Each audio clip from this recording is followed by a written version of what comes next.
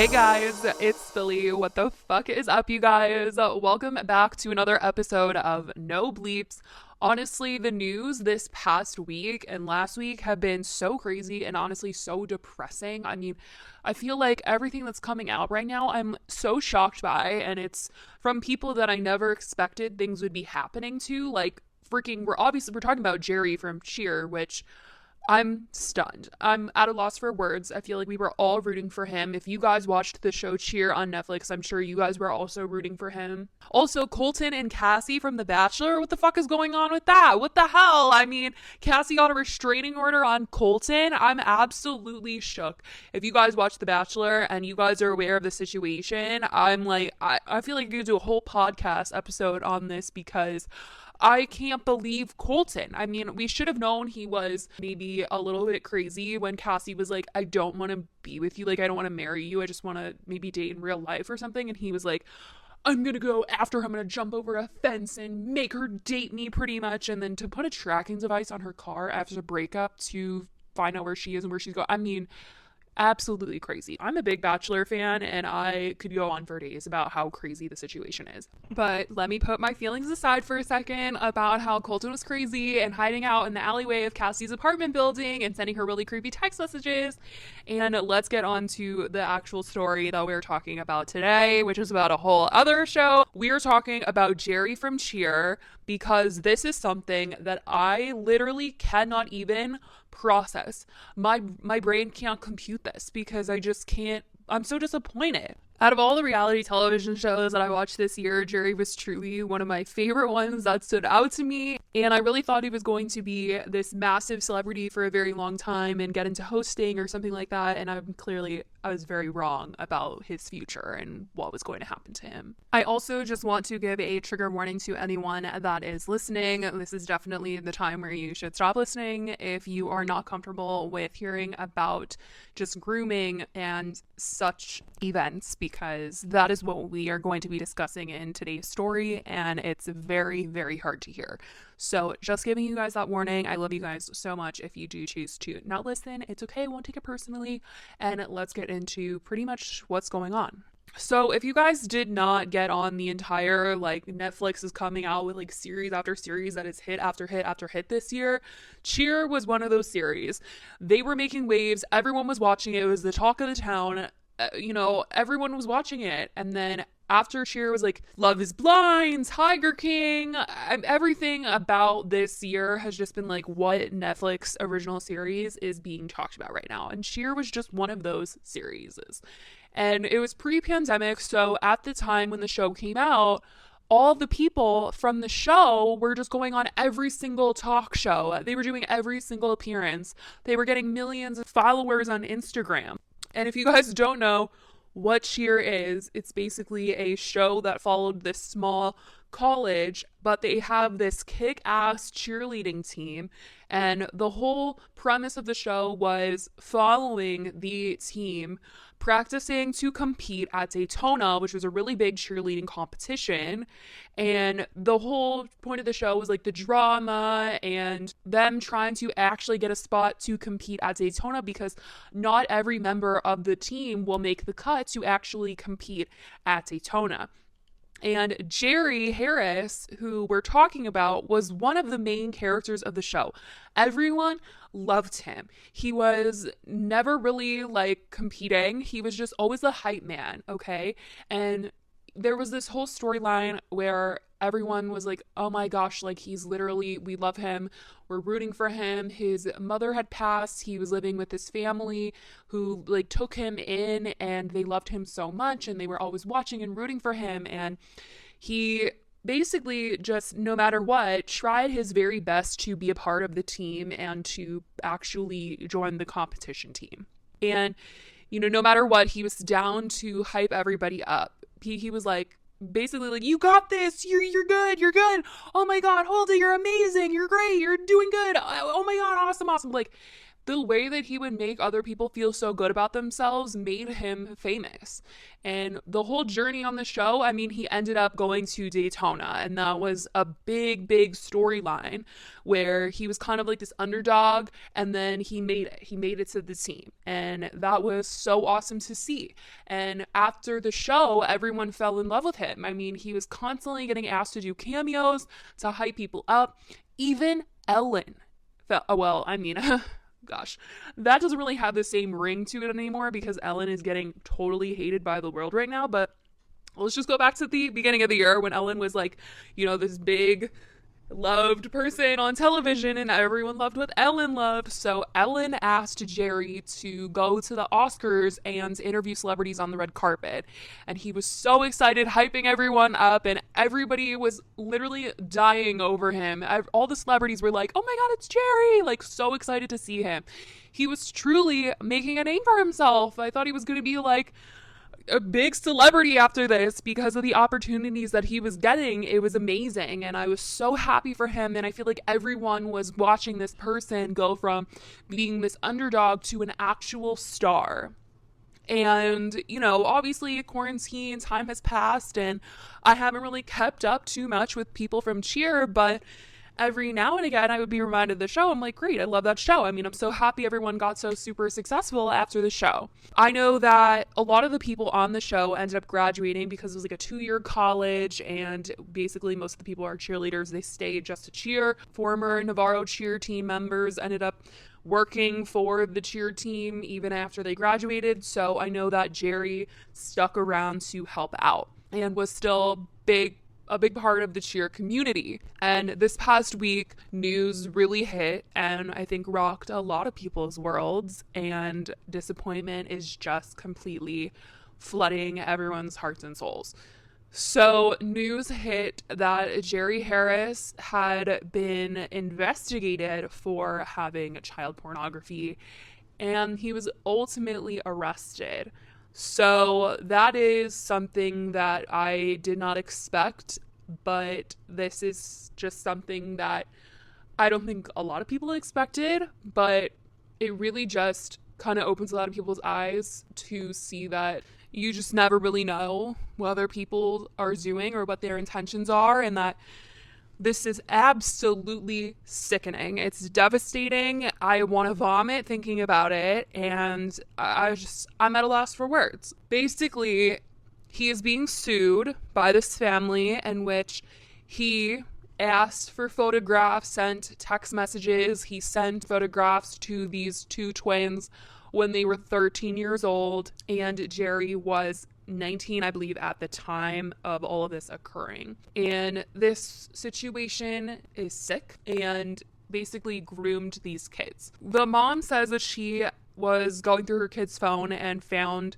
these very suspicious text messages, and then she began, looking deeper into Snapchat and such, and she knew that they were friends because these twins that are suing and the family is suing Jerry Harris, the reason why he's arrested is because they are part of the cheerleading world. And so they knew him through the cheerleading world because Jerry's become a celebrity. Like, he is a all-star cheer personality, and he's truly he's made a name for himself. I think in the cheer community, he's a celebrity and people know him.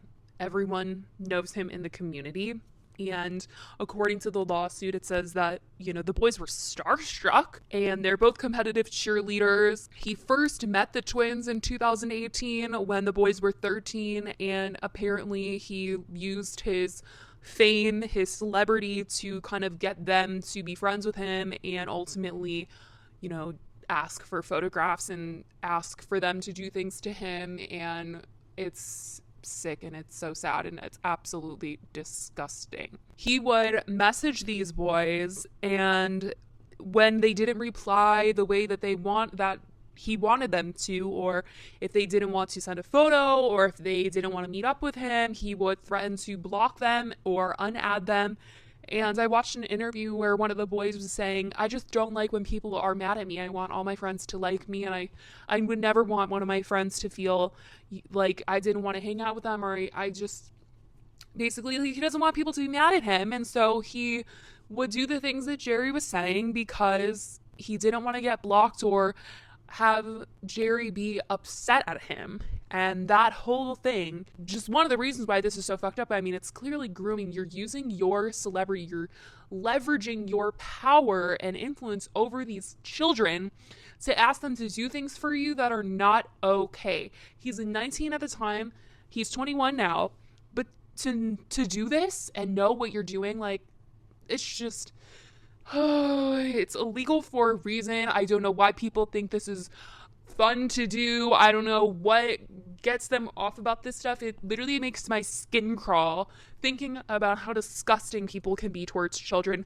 They are young minds, easily manipulated, and it's so sad to see someone that I think a lot of people in the world were rooting for, a lot of people that loved him. He let so many people down by doing this. It's just so upsetting. Ugh.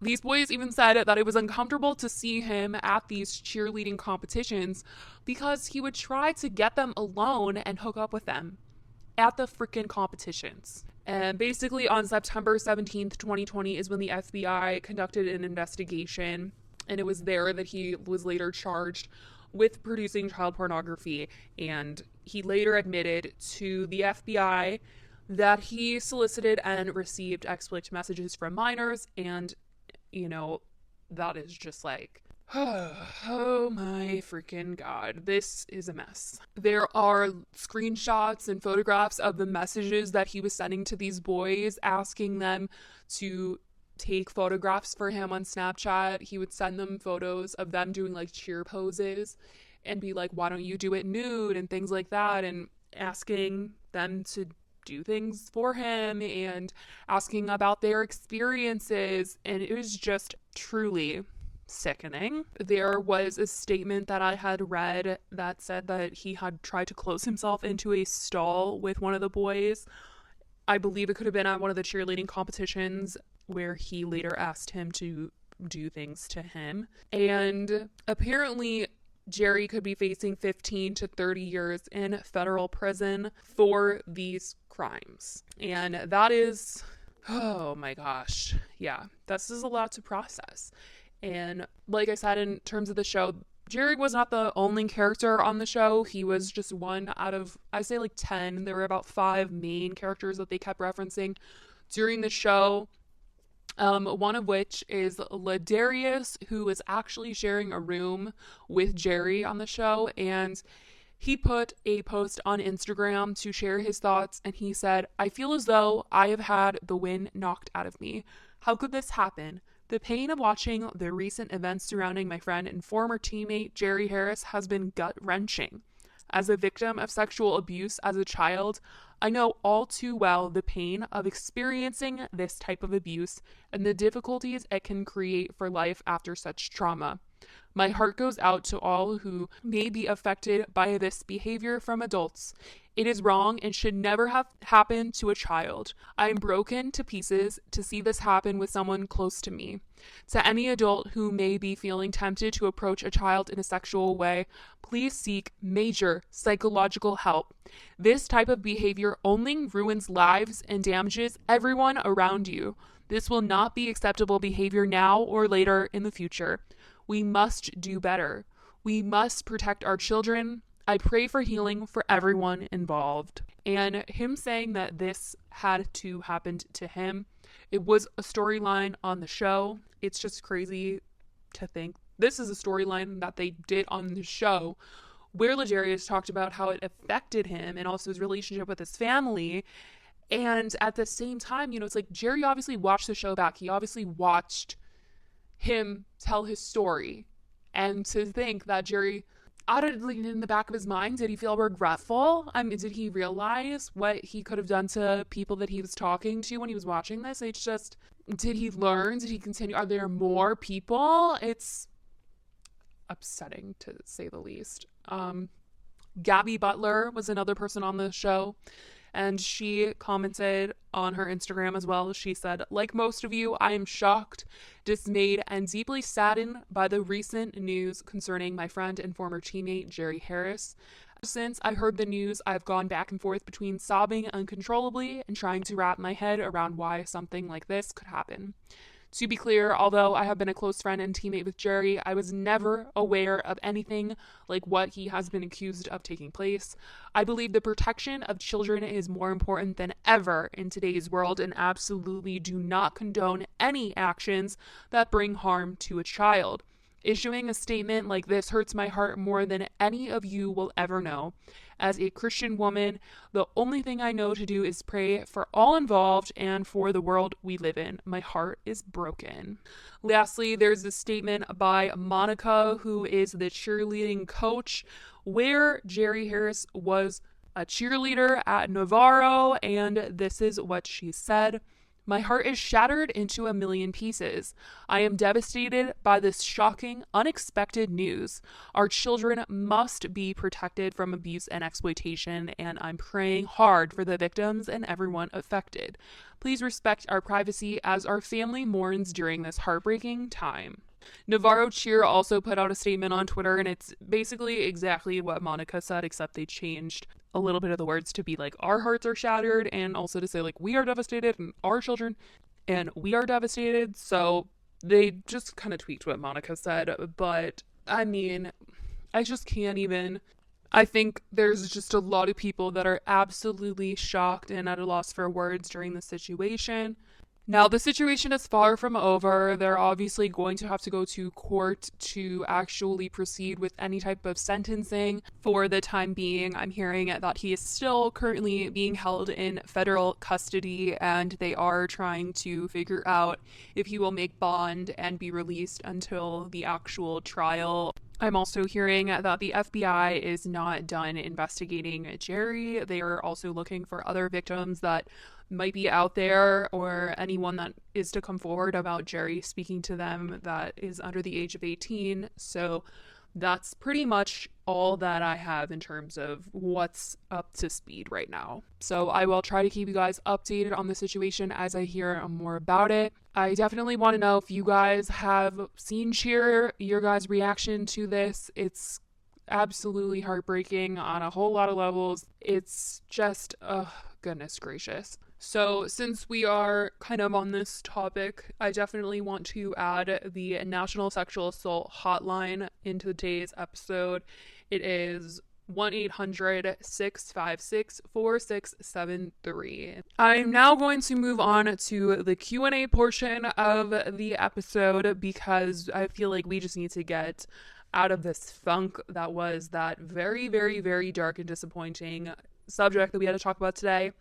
So the questions that I'm going to be answering is, 1, what are your favorite shows right now? I felt like this was kind of maybe a good topic because we were just talking about a show that I watched in the past and now it's been ruined for me. So I'm like, okay, let's talk about shows that haven't been ruined for me yet. So maybe this will give you some inspiration for a new show for you to check out, or for you to be like, oh my God, we watched the same show. Right now, Outer Banks, Euphoria, and Grey's Anatomy are my top shows that I am obsessed with. Obviously, Outer Banks and Euphoria are, a little bit newer.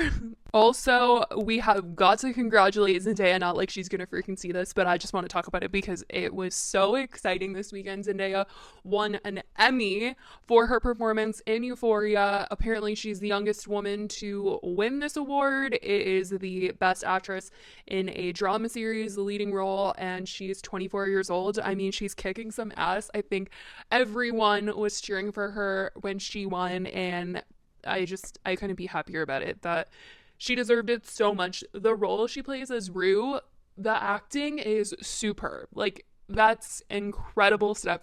The talent. So I just had to mention that really quickly. I rewatched Outer Banks. I need to rewatch Euphoria and Grey's Anatomy. You guys, I don't know how I've stuck with watching it for so long, but at this point I'm gonna ride this train until it doesn't go anymore. I will watch it till it ends. I've seen all the deaths. I'm barely hanging on at this point. Every single season I just get more and more upset. I'm like, how dare you leave the show and then just like not cancel the show after this? There's like no characters left. There's no original characters left at all, but I'm still here. I'm still holding on for Meredith, and hopefully we can make it through this show. And I just want it to have a good ending when it does end. But it's definitely one of the longest shows that I've ever watched that hasn't ended yet, so keep going. I just feel like I've watched everything at this point. I mean, I watched Vampire Diaries, obsessed with that, Gossip Girl. I've seen everything that anyone has been like, oh my god, about. What else? There was One Tree Hill. Oh, love that. Heart of Dixie is an underdog. The OC. There's so many. I feel like I'm gonna forget some.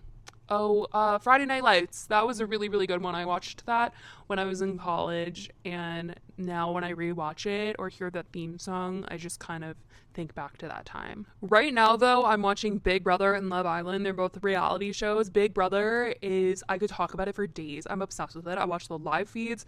If you guys have never watched Big Brother, I don't even know how to explain it properly. It's a game show, but it's a reality game show. It's like Survivor, if you've ever watched Survivor, except it's like about 15, 16 random strangers, although this season is all-stars, so they all kind of know each other, have heard of each other before.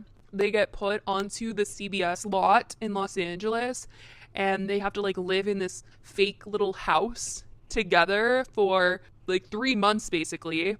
And they play in competitions. Someone gets in charge that week, and then they can put 2 people up that could potentially go home.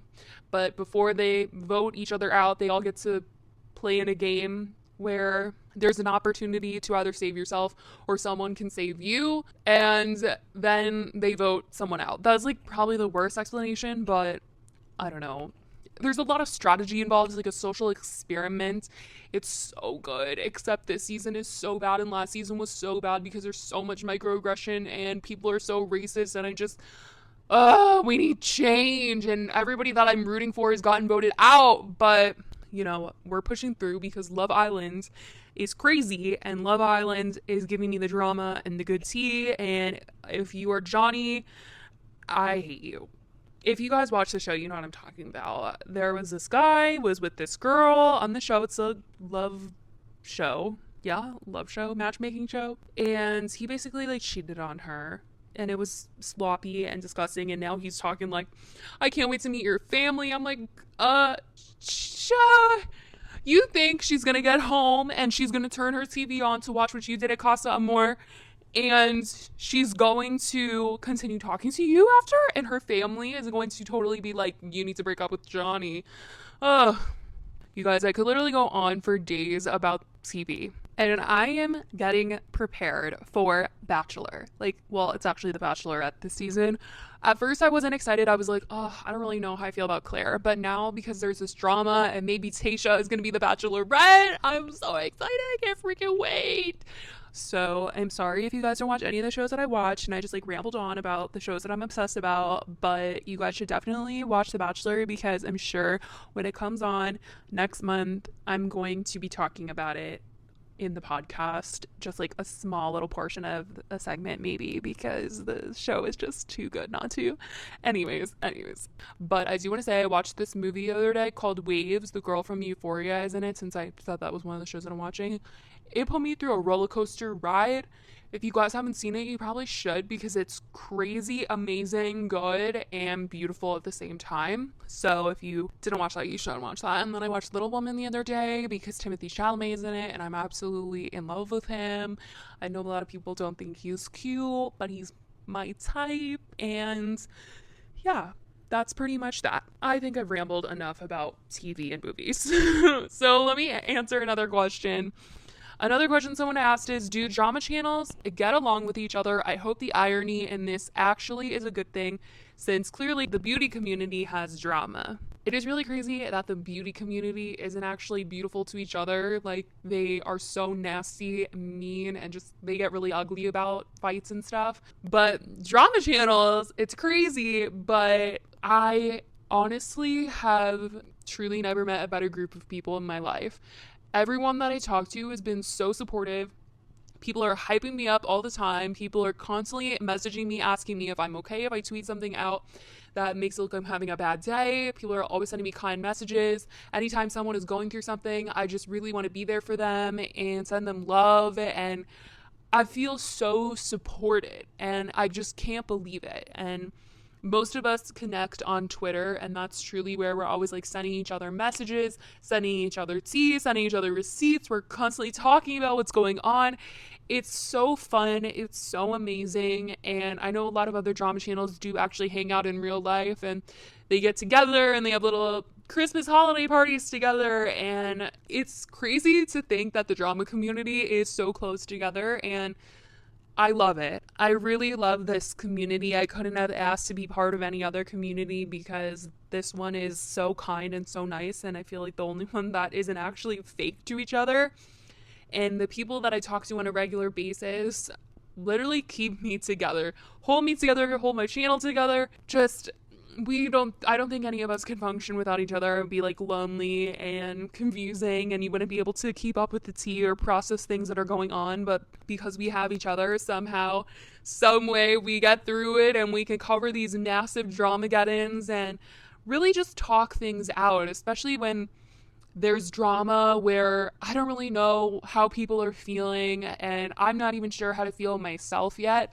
We kind of get together and talk about it with each other. We're like, hey, how do you guys think? Well, I think about this, but then I also think about this. And then we're like, oh, but, and then kind of formulate a true stance on the situation and then talk about it with you guys. I mean, we really just try to tackle things from all angles. And we constantly are talking about like, how do we not be biased? Because a lot of people think we are biased, and then I really try my best not to be. A lot of people are like, you never call out James Charles. I'm like, oh my gosh, I've made a lot of James Charles videos. And even though I've talked to James at some point, I'm still going to call him out on his shit if he messes up. Like that shit that he pulled with Alicia Keys and whatever he did with Lauren Conrad, absolutely not okay. I'm not here for that. But do I absolutely hate him? No way. I don't hate him. I genuinely really like him and find myself rooting for him a lot of the times, but if he messes up, he messes up. So just because I like a YouTuber, I'm definitely not going to like not report on it. So that's kind of my stance on the drama community. I love them. I love everyone that I'm friends with, and it's awesome. I don't know. It's fun. Like I've said before, not a lot of my friends actually watch YouTube, so it's really amazing to kind of log on to Twitter, see what's going on, and get to chat about things that are going on with my online friends that are drama channels, and just get to work together. So that's super awesome. And then lastly, someone says, how do you post almost every day? I really try to post like at least almost every other day. And honestly, I feel like there's just always something going on. So it like makes it really easy to kind of find a subject. And I'm always on Twitter. That's honestly where I get a lot of my tea from, and Instagram and reading DMs from you guys. It's easy to keep up with it. And I just have such a rhythm. Like I've made videos for so long now that I'm like, all right, intro this, record the voiceover, edit the voiceover, put the pictures on top, bam, upload. I mean, obviously it takes like at least like 8 to 10 hours to like try and get like a really thorough video up and done. If it's someone that I've really talked about a lot before, it's kind of easy because I have a lot of pictures saved and stuff. But if it's someone new, it's going to be a long time, but it's fun. I feel like it's kind of like a puzzle when I'm editing. I'm like, okay, here, here, here, and here. And I really like it. So I feel like I've been doing it for so long that I'm faster at it and it's more fun. And that's kind of how I'm able to stay motivated and keep on posting. And I just love it. And I love hearing what you guys have to say about the subject. And yeah, so thank you guys so much for watching my channel. I mean, literally, it means the world to me. Also, if you guys are listening on the new second channel that I have called No Bleeps, thank you guys so much. And also, if you guys don't know what I'm talking about, I started a second channel for this podcast where people can listen to it on YouTube because some people don't want to hop onto different apps like Apple Podcasts or Spotify. Some people don't have Spotify on their phone. And I know like it's on Google and things like that. Some people just don't want to go searching for a podcast. So if I say that I have a YouTube channel for it, they can easily just look it up on there. So yes, the podcast does have a channel of its own. It's called No Bleeps. It is also connected to my main channel now. It's like in the little recommended channels section. But thank you guys for all your love and support. You guys mean the absolute world to me, and I hope you guys enjoyed this episode. I know I kind of got a little rambly talking about my shows, but I hope you guys were able to stick through it and enjoy it. But I love you guys so much. Thank you for listening to this episode of No Bleeps, and I will talk to you guys next week. Bye, guys.